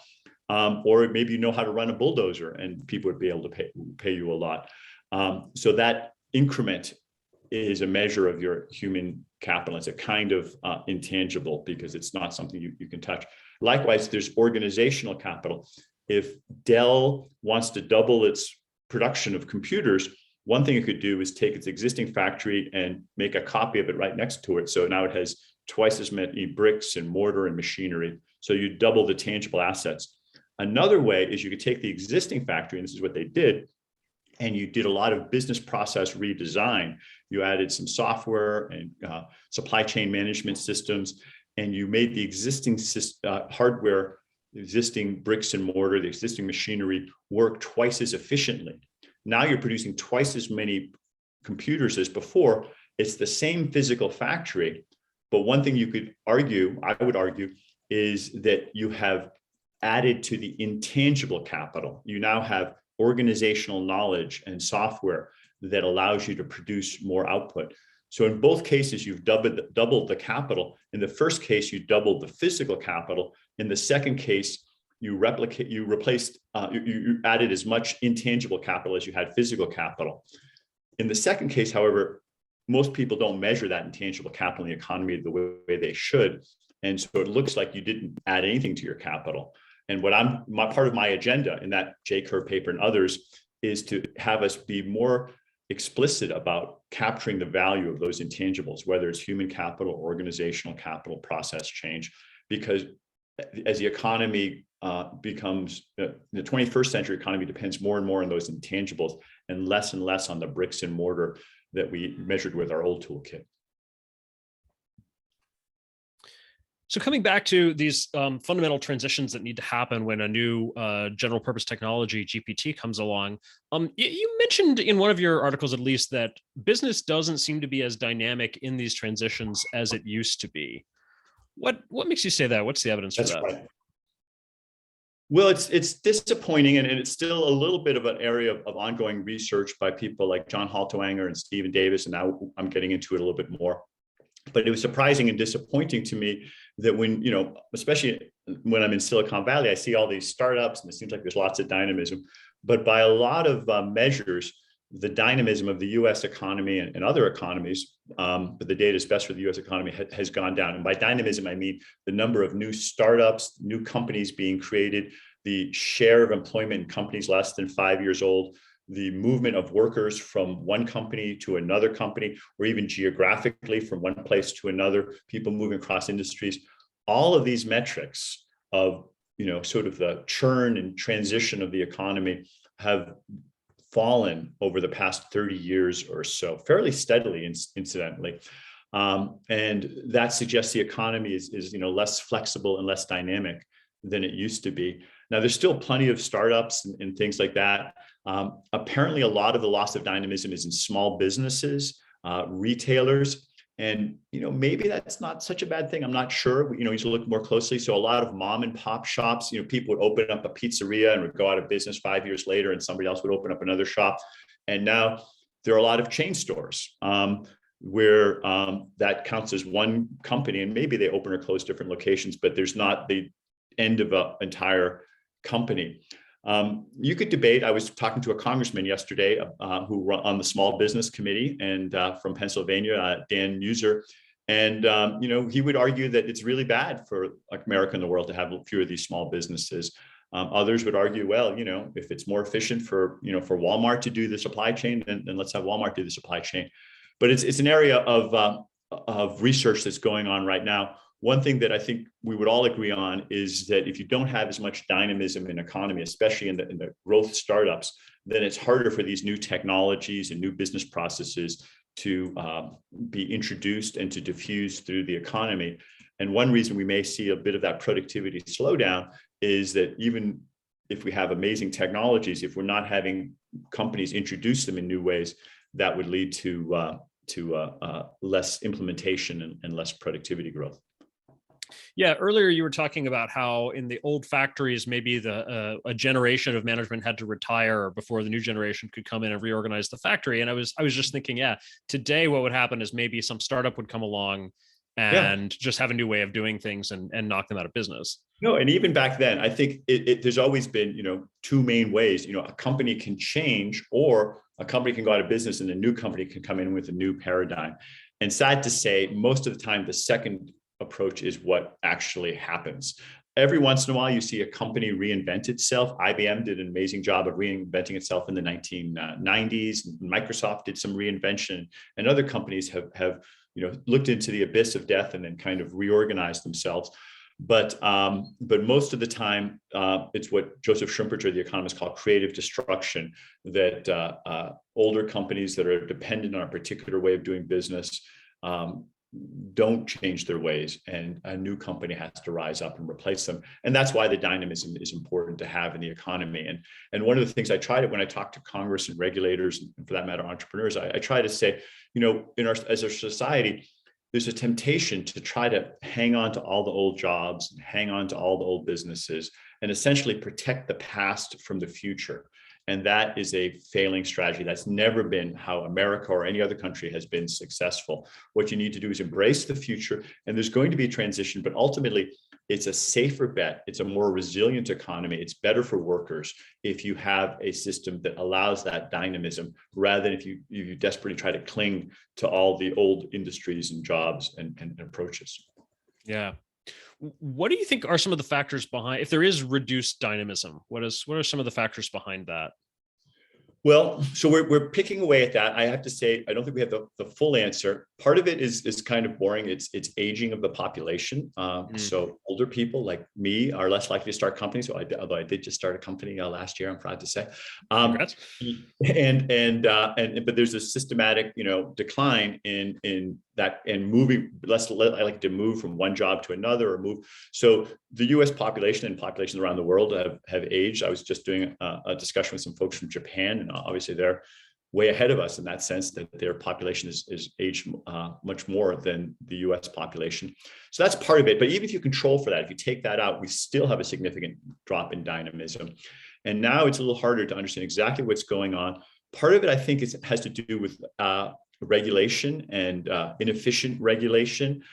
There's very important to have health and safety regulation in some areas, but you can also go too far. And in particular, I wrote some papers on occupational licensing. And it used to be that almost no occupations needed licenses. Now I'm going to get this number a little bit wrong. It's in my paper. I should have had my papers in front of you here, but it's about 40% of occupations, I think, now require a government license. And some of them are just patently ridiculous. So in North Carolina, I believe it is, in order to wash people's hair, you need 6 months of training and a government certificate. This is not to cut the hair or just to wash bleach it. just to be the person who washes the hair. So I hope you didn't wash your hair this morning without your government certificate. Without a license. Yeah. Yeah. And so those kinds of licenses are almost surely put in place to protect incumbents and make it harder for people to come in. They want to protect the hairdressers or protect the electricians or protect the other people who are painting. And the people in those occupations lobby for occupational licensing to make it more difficult. The American Medical Association has put in place a lot of barriers to new people becoming doctors or nurses doing some of those things. Lawyers have done the same thing. So a lot of professions have done that to make it very difficult. And it makes it harder for people to do new things and to change the way they're doing. We were talking earlier about Josh Browder and his do not pay company. It's a barrier that is put in place explicitly to reduce dynamism and prevent new entry. Yeah. It's a classic case of regulatory capture. The Institute for Justice has a long-standing campaign of trying to fight some of these more ridiculous occupational licensing issues, floral arrangers and things like that. Exactly. It's rent seeking, and there's always a tradition of occupations and businesses trying to get the government to protect them from their competitors, and we need to resist that. Yeah. So on that topic, a little back in the chat, Daniel Florian asked a question: what is a good way to encourage governments to create favorable regulation? Carl Benedict Frey talks about how different attitudes to technology created competitive advantages for some countries. Are there other things that might convince governments to support transformation? Yeah, I mean, I think a lot of it actually does start with something as kind of amorphous, but as important as cultural attitudes and a focus that, hey, we technology can be solve our problems, and we have a can-do attitude. One of the things I enjoy since I moved to Silicon Valley is this relentless optimism. We started talking about that at the beginning of the discussion, but it's that we can use these technologies to change the world, make it a better place, and not as fearful, and not instantly try to regulate everything in advance. And so that is something that will make a difference. Of course, that introduces a certain level of risks as well, and you got to balance that. I was talking earlier this week to some people who are introducing drones to deliver medical supplies in Rwanda. What's the name? Zipline, I think, is the name of the company. Yeah. And they couldn't introduce it in the United States. There are too many regulatory barriers. But in Rwanda, they introduced it, and the minister in Rwanda who approved it was there, and I talked to her a little bit. And we asked, aren't you worried that some of these drones, could fall from the sky? Maybe someone could get hurt or killed. And she said, yes, we realize that that's a danger. We also have people dying who need medical supplies. And so you have to look at both the costs and the benefits. And I think that kind of attitude of yes, we can't live in a zero risk society, and it's unrealistic to say, wait to not introduce self-driving cars until they're perfect in every dimension. And I've heard people say, we can't have any of these technologies until they're completely riskless. And that kind of standard, is basically equivalent to having no introduction at all. Someone pointed out to me a while back that the Nuclear Regulatory Commission, which was introduced in the United States, I think it was 1975, has a perfect safety record. They have never approved a plant that has had any accidents. And that's because they literally have never approved a plant that got built since 1975. So that's one way to have a perfect safety record, but it's probably not the one that creates the most value. Right. Yep. Yeah, totally. Great. So maybe this is all a good segue into what might be the final topic, depending on how long we spend on it. We've been kind of getting at this, but these questions of employment and unemployment. You were saying that we need to embrace, we need to not sort of be fearful of change, or at least not try to halt change.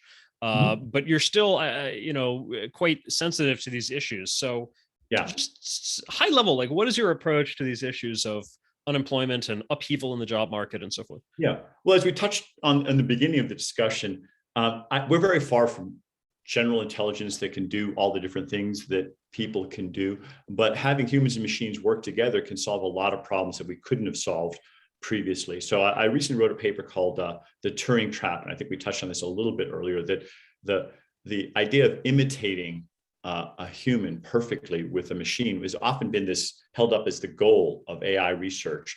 And frankly, when I talk to a lot of CEOs and managers, they explicitly or implicitly have a similar goal. Like, how can we replace this worker and this whole set of workers with a machine or a set of machines?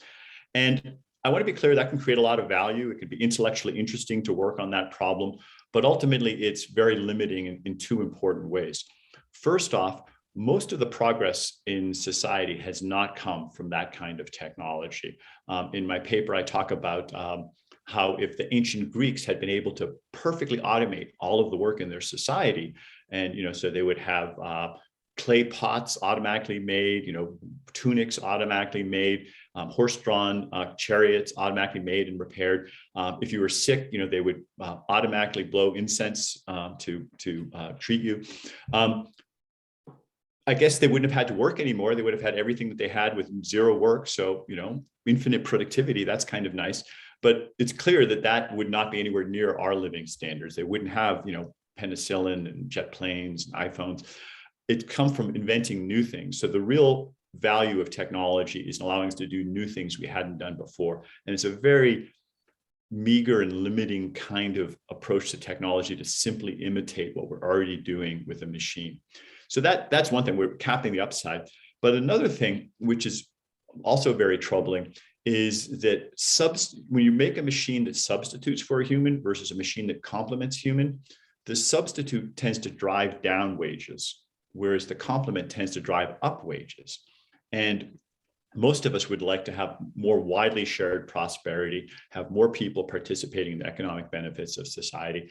And so rather than building substitute technologies that drive down wages and concentrate wealth in capital owners, and ultimately, if you concentrate economic power, you're also going to concentrate political power. That's just the reality of the world. That's probably not a world that most of us want to see. We'd rather see a world with shared prosperity, more shared political and economic rights. And to do that, you want to have a system that complements. So for both those reasons, in terms of making the pie bigger, but also making it more widely shared, I'd like to see more an emphasis on complementing. And I want to, as I said at the beginning, both of them can create value, but right now there's an overemphasis on the substitution approach. When I talk to my tech friends, a lot of them have this mindset of, how can we make a robot that imitates a human hand, or that imitates a human playing chess, or imitates a human doing task X, Y, or Z. And they too often start with this paradigm of the Turing test. Let's make a machine that does what a human does. And I just think in a way that's kind of lazy. It's easy to tell a grad student, we've got this problem, go ahead and a human can do it, now make a machine do it.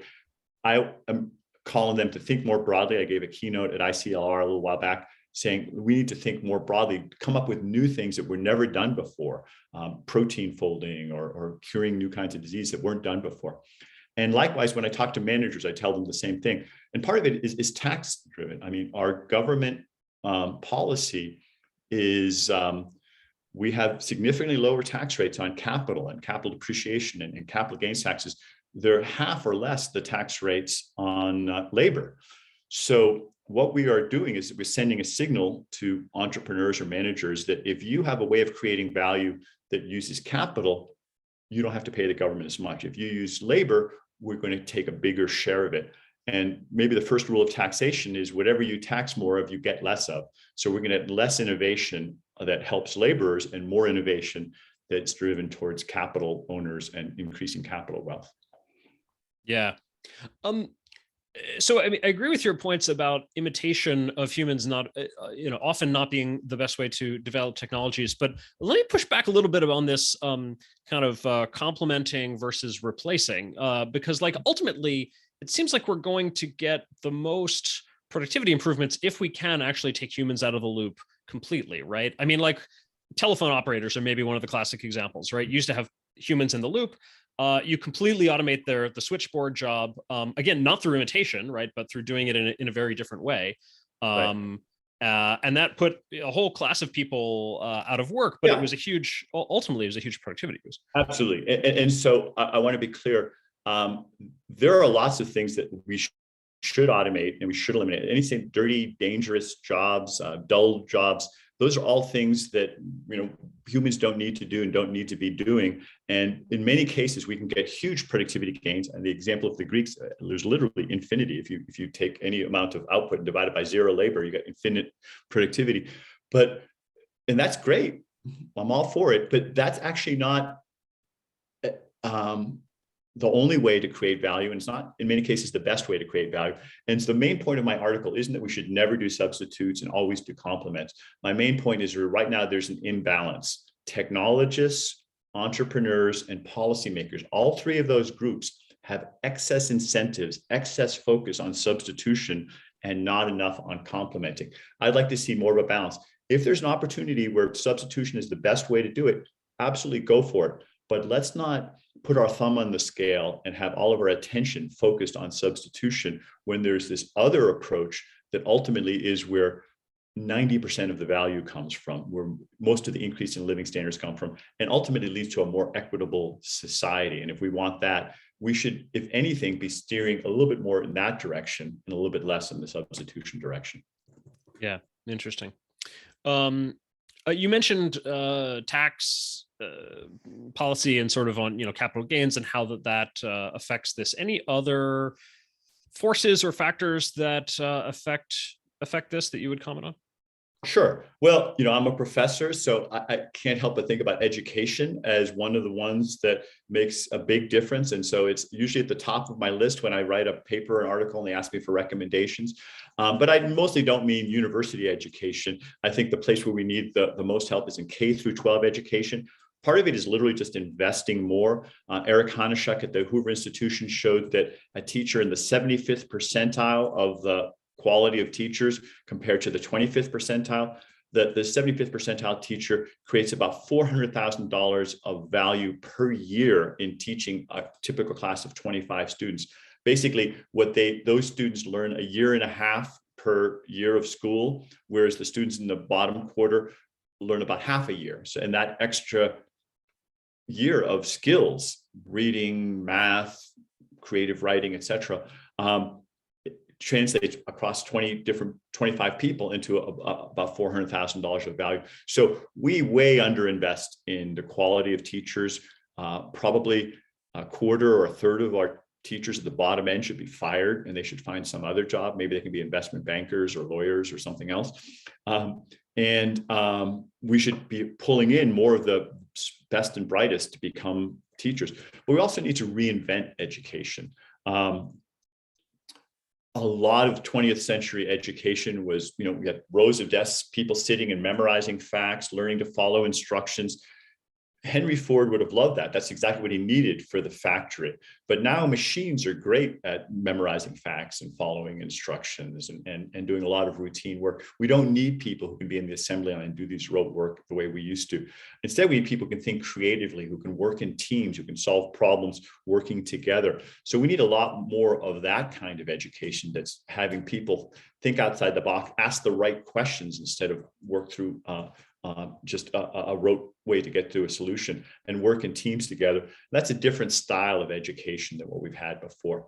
We have limited time. That was just K through 12. There's other things you can do in vocational and lifelong learning and other areas of education, and the government could do a lot to invest in that. America led the world in education in the 1800s. It was the first to introduce primary education, and Europeans thought that was a crazy idea. You're taking these people off of the farm where they can be productive and teaching reading and writing. What's the purpose of that? Obviously, that was a good bet. It not only led America to have the highest living standards, but also some of the most equal living standards. Later, there was the high school movement in the early 20th century, the GI Bill for colleges. Today, America is no longer a leader on most of these education metrics. Not surprisingly, it's not keeping up in its leadership on some of the economic dimensions either. Yeah.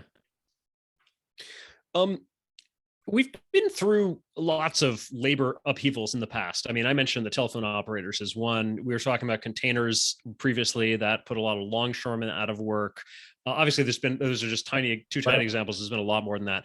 Anything we can learn from some of that history about how some of those transitions have been navigated well or poorly? Yeah, so there are winners and losers in navigation. Even when there's overall bigger pie, it doesn't mean that every single person is going to benefit. And let me tell you a cautionary tale from globalization. So one of the principles that most economists instinctively are taught and believe is that free markets, free trade is a good thing. It makes the pie bigger. But they're also taught that there's winners and losers from that. And they say, well, no problem. We've made the pie bigger, so we're going to compensate the losers. So the right solution is to have more free trade, lower trade barriers, no quotas and tariffs, but make sure that the people who are hurt, they get retrained, et cetera. And then it's a win-win. Everybody's better off, right? Can't argue with that.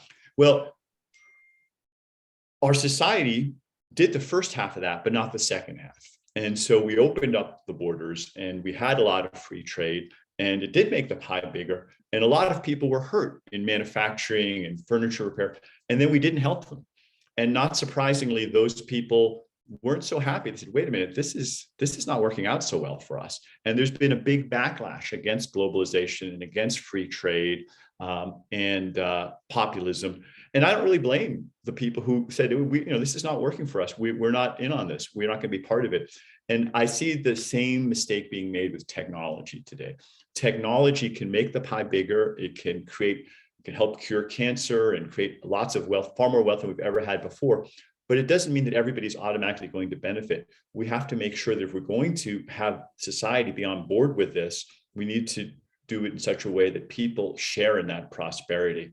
And when people say, let's just let it rip and let the chips fall where they may, they're going to get a backlash. And there is a tech backlash where a lot of people in our society say, hold it, we're not in on that. We're going to do what we can to stop it.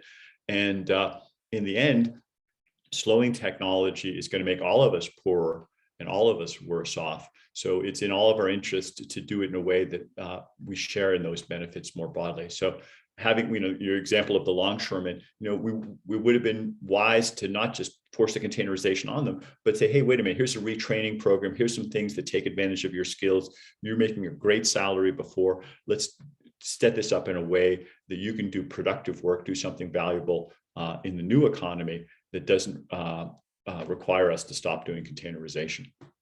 Yeah, with the longshoremen, there were huge battles with the unions, and there were strikes and all sorts of stuff. And ultimately, I think they reached some sort of agreement where they would not decrease employment, but they just stopped admitting new people into the union.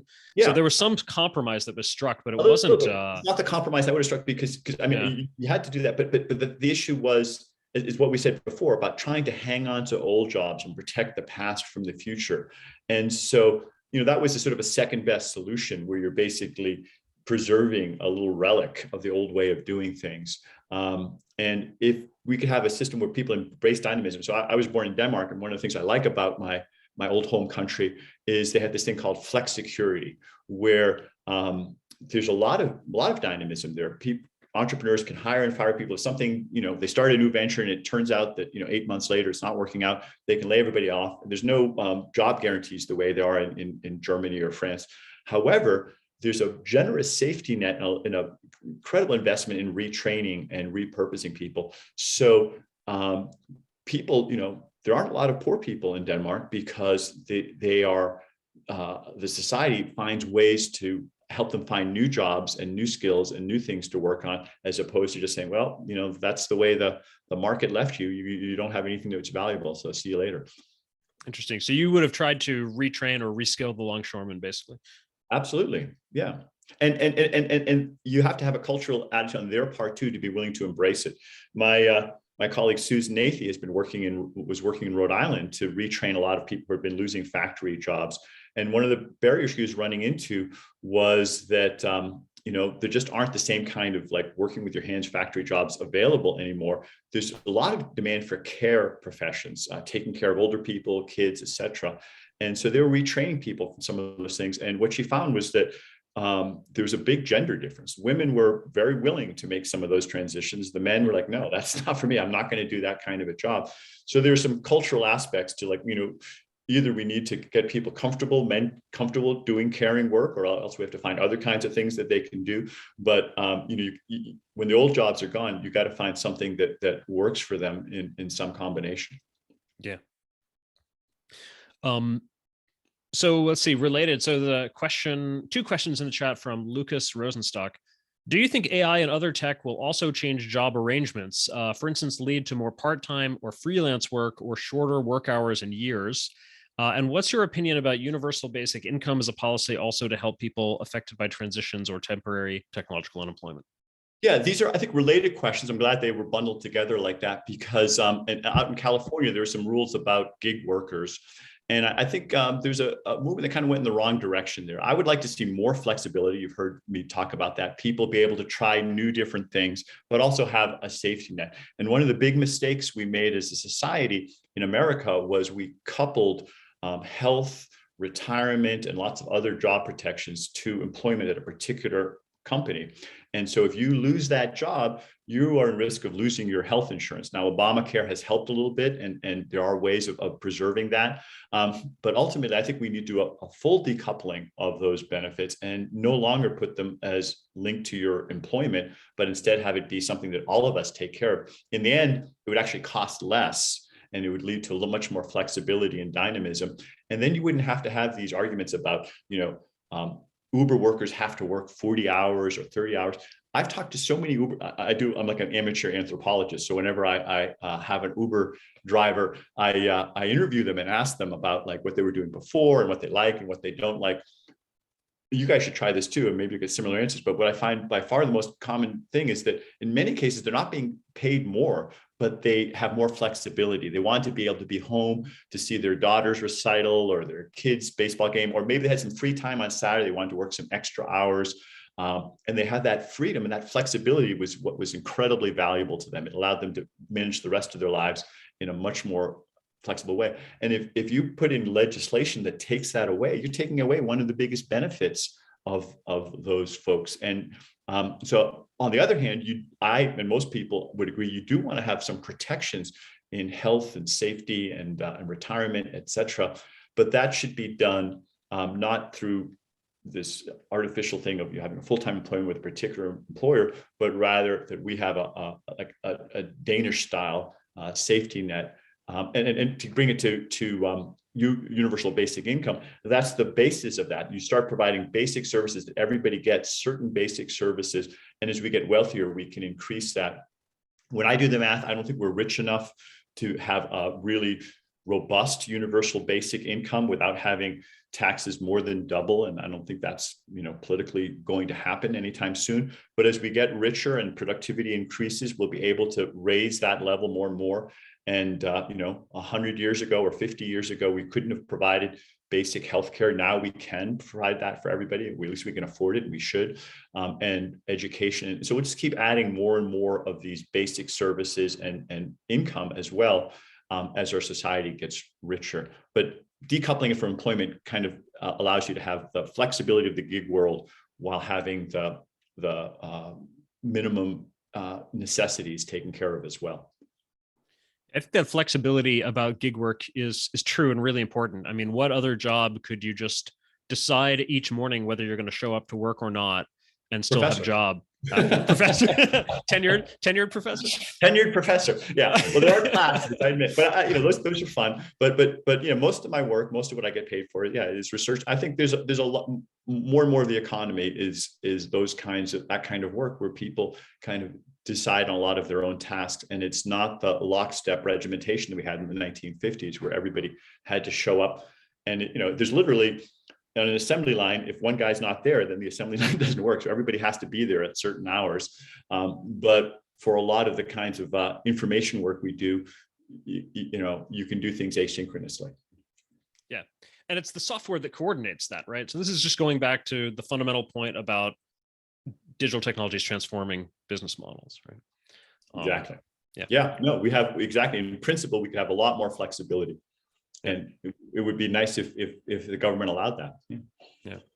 Okay, we've got just a few minutes left. Let me ask you about one more thing related to all of this. There's this, you hear a lot about, sometimes the term is wage decoupling, the idea that wages have decoupled from productivity somehow, and maybe even as economy is doing better, people aren't doing better.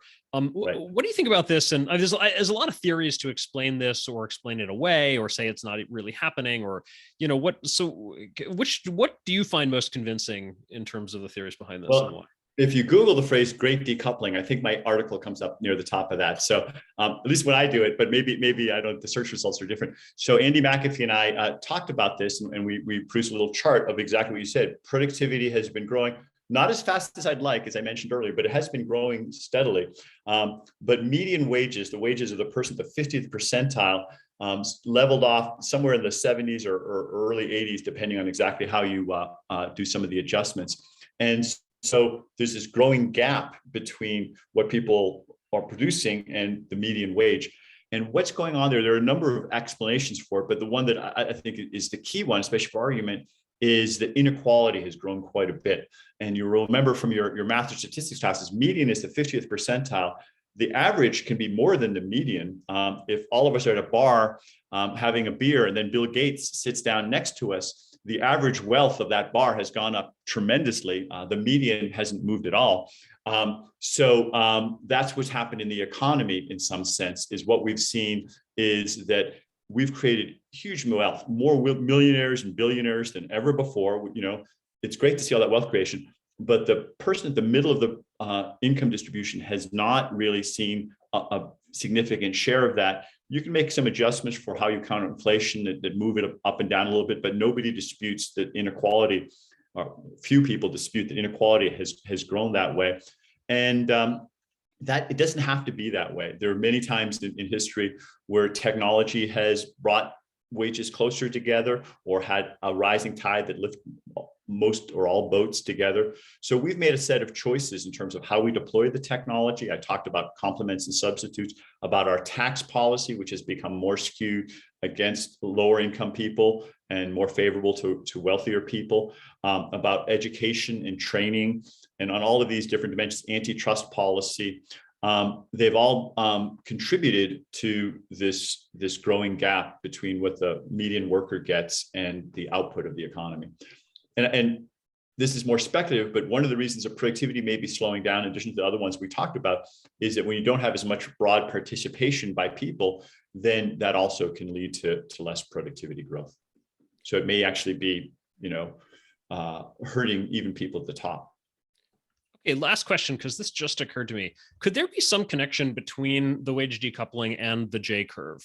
Could it be that somehow, as in the early phase of a transition, when there's more going into intangibles, that maybe the productivity benefits are not so widely distributed, and then as it kind of as economies get transformed? I mean, I'm thinking about, there was some of this in the early industrial revolution, right? Like there was a period where maybe the people mechanizing factories were getting rich, but average wages weren't going up, and then decades later they started to go up. Point.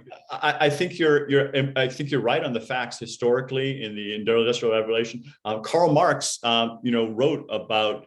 What did he call it? He had a phrase for that period when the steam engine was rolling out and most people were not benefiting. It'll come to me. And so there were, in the 1880s also, you had the robber barons and a great wealth being created in some parts.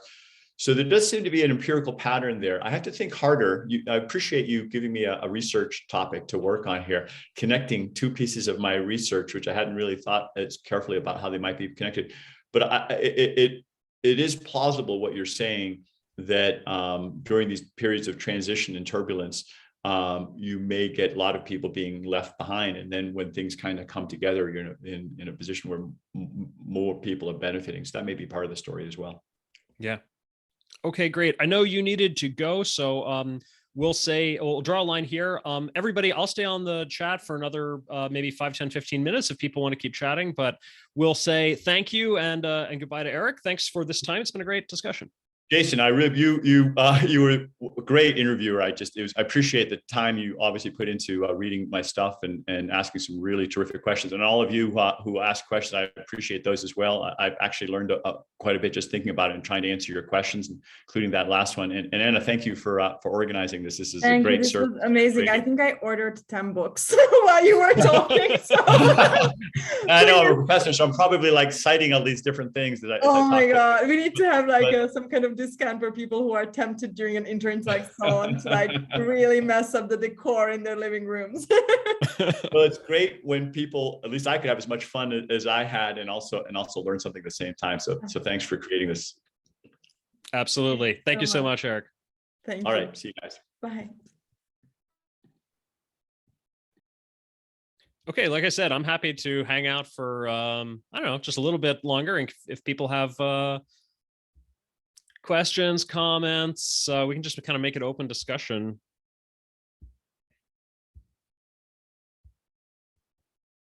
It's funny because I've got a friend of mine has been bugging me for I don't know how long to read the Jcurve paper, saying it was one of Erik's best papers, and I kept putting it off until, and this was the perfect excuse, prepping for this, for me to go read the Jcurve paper. So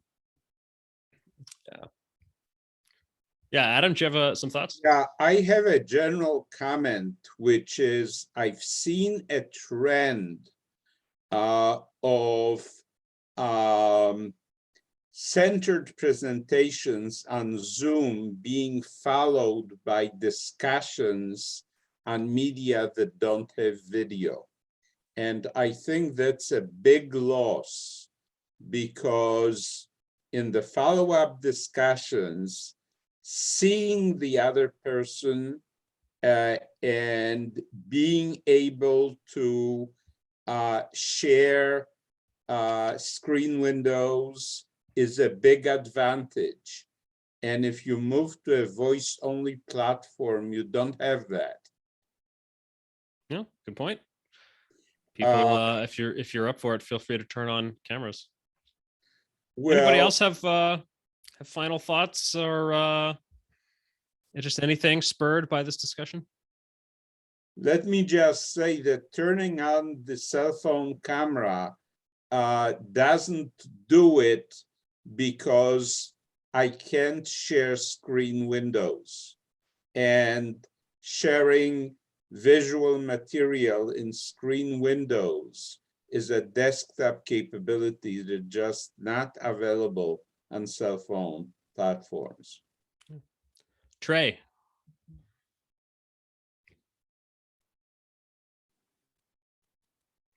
Yeah, yep, you're unmuted now. All right, I think I'm unmuted now. Maybe. Yep. Go ahead. Okay. I was going to go back to Anna's point earlier about if we know the self-driving cars are going to stop, then why are we waiting for the light to change? And I had a later thought that what if I get it wrong and the car coming isn't self-driving? Oh yeah, just to kind of so there was a conversation in the chat risk. where I was going back to something that I'm kind of fixated on, which is that, you know, I'm walking around. I live in a pretty walkable city most of the time, or in New York City. I just walk around, and I kind of respect the authority of cars because I don't trust the driver.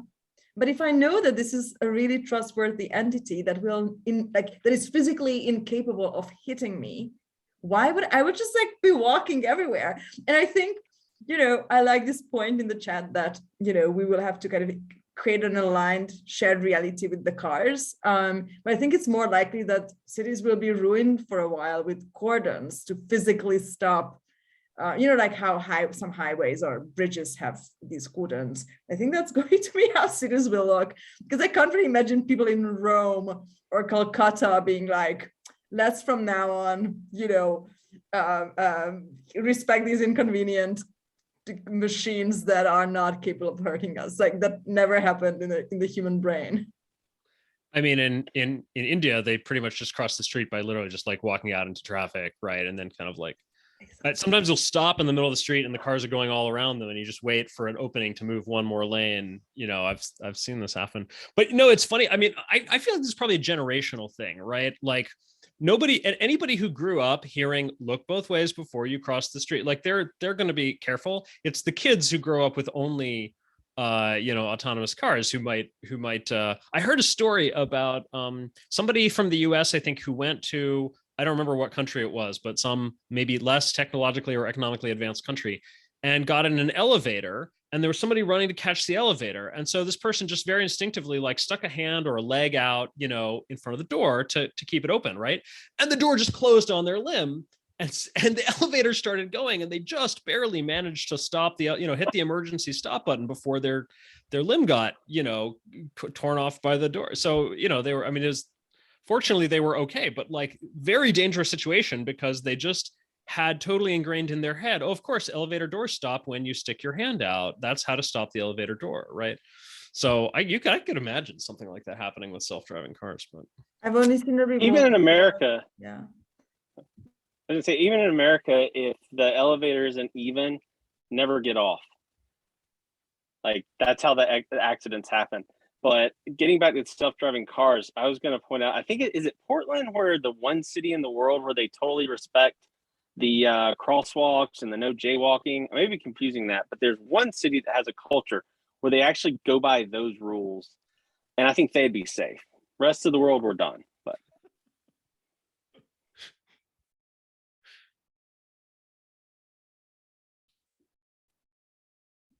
all right. Well, we're a bit over time. I see some people have already needed to go. I don't see any other hands up, so I'm happy to call it here. This was a great discussion, everybody. Thanks for showing up. Thank you, Jason. This was a fantastic. I learned so much, and this is, you know, I have to read into especially the UBI questions, because I feel like I haven't even looked at it for 2 years or so, and I don't know, it's going to become very, very timely to know more about this. So homework for me. And thank you, Anna, for this wonderful platform.